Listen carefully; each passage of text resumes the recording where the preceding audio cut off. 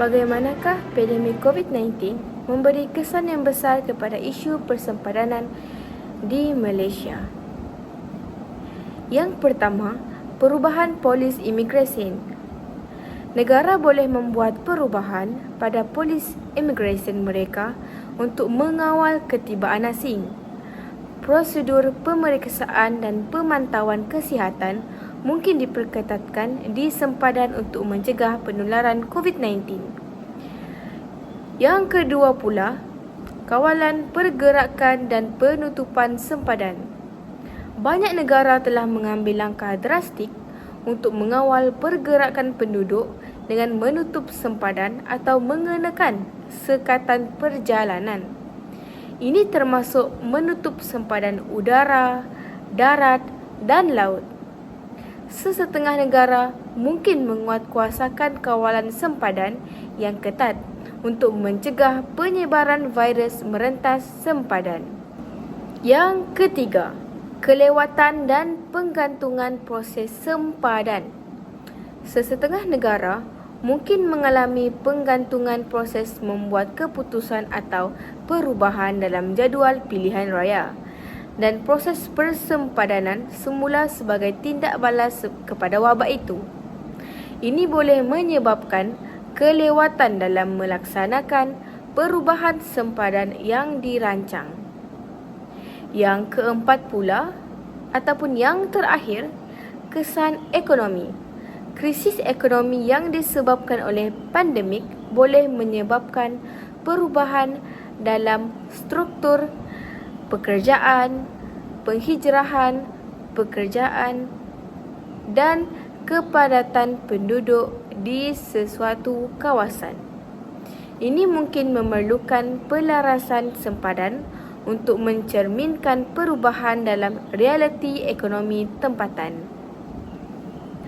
Bagaimanakah pandemik COVID-19 memberi kesan yang besar kepada isu kawalan keluar masuk sempadan utama negara kita?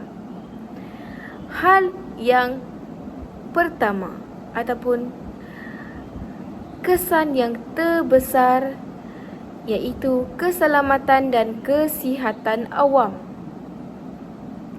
Sempadan adalah fokus utama dalam menjaga keselamatan dan kesihatan awam.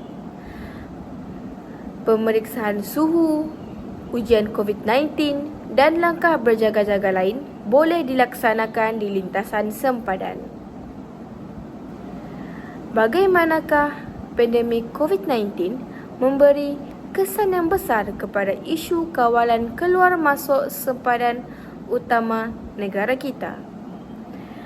Hal yang pertama ataupun kesan yang terbesar iaitu keselamatan dan kesihatan awam. Sempadan adalah fokus utama dalam menjaga keselamatan dan kesihatan awam. Pemeriksaan suhu, ujian COVID-19 dan langkah berjaga-jaga lain boleh dilaksanakan di lintasan sempadan.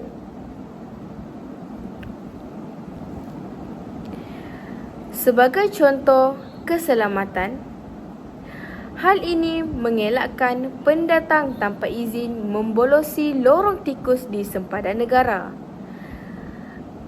sekaligus memberi ruang membawa masuk COVID-19 ke dalam negara.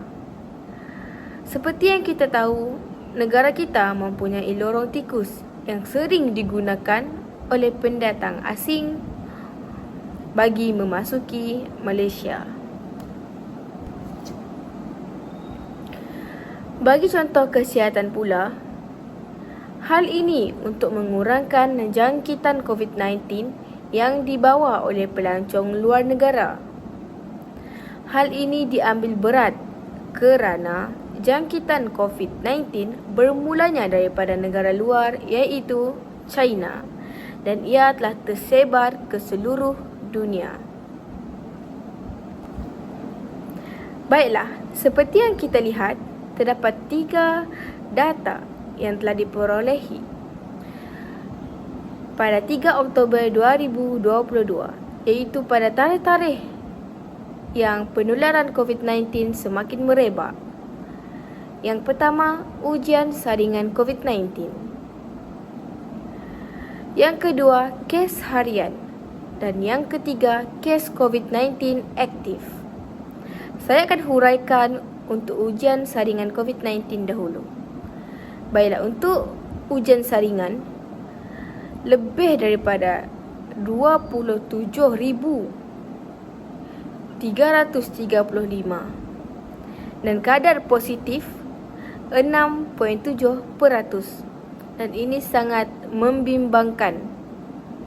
Yang kedua, kes harian.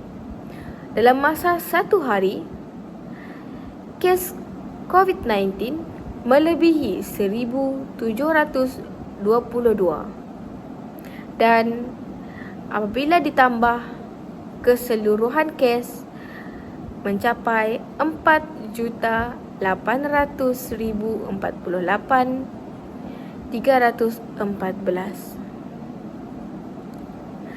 Dan yang terakhir, data yang terakhir, kes COVID-19 yang aktif berjumlah 23,038. Sebelum wabak COVID-19, sektor kesihatan telah mencapai beberapa prestasi penting di pelbagai bidang. Berikut adalah beberapa pencapaian utama. Yang pertama adalah penyelidikan penyakit. Terdapat peningkatan dalam penyelidikan penyakit seperti kanser, penyakit jantung dan penyakit neurologi. Institusi penyelidikan kesihatan di seluruh dunia telah bekerjasama untuk memahami penyebab penyakit dan cara-cara untuk mencegah, mendiagnosis dan merawat mereka. Yang kedua, teknologi kesihatan. Perkembangan dalam teknologi kesihatan seperti telemedicine, peranti perubatan pintar dan penggunaan data analitik untuk meningkatkan diagnosis dan rawatan telah meningkatkan kesihatan dan kesejahteraan masyarakat. Baiklah, mari kita lihat prestasi yang ketiga, iaitu kerjasama antarabangsa. Negara-negara telah bekerjasama dalam usaha untuk memerangi penyakit berjangkit dan meningkatkan kesihatan global. Program-program seperti Pusat Kawalan dan Pencegahan Penyakit iaitu CDC di Amerika Syarikat dan Pertubuhan Kesihatan Sedunia WHO telah bekerja keras untuk mengawal penyebaran penyakit dan meningkatkan sistem kesihatan di seluruh dunia. Baiklah, kita lihat pula pada punca sektor kesihatan, bagaimana ia boleh terjejas semasa dan selepas wabak COVID-19.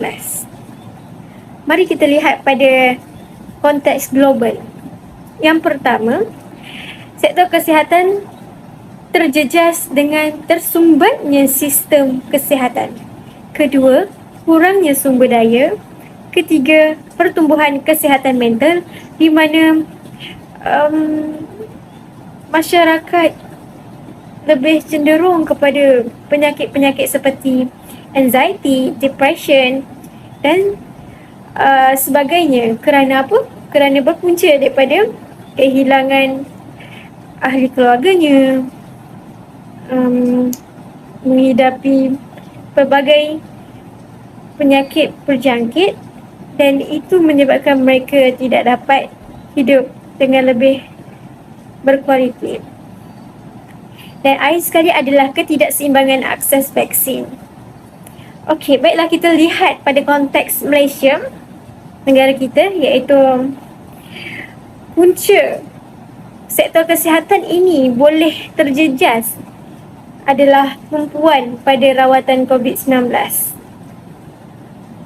Seterusnya, kekurangan tenaga kesihatan, kesihatan mental dan kesejahteraan, pembatasan akses kesihatan dan juga kerjasama antara negara. Baiklah, sudah tentu COVID-19 ini telah memberikan impak yang signifikan kepada negara kita. Baiklah, implikasi kepada pendapatan negara dan pendidikan di Malaysia. Bagaimana ia memberi impak kepada pendapatan negara, terutama sekali barangan buatan Malaysia di negara kita. Bagaimana? Baiklah, pendapatan negara mengalami penurunan pendapatan, iaitu penurunan aktiviti ekonomi, penamatan perniagaan dan penurunan pelancongan akibat kawalan pergerakan dan kekangan ekonomi telah menyebabkan penurunan pendapatan negara. Ini telah termasuk penurunan pendapatan dari cukai perniagaan dan hasil lain yang berkaitan dengan aktiviti ekonomi.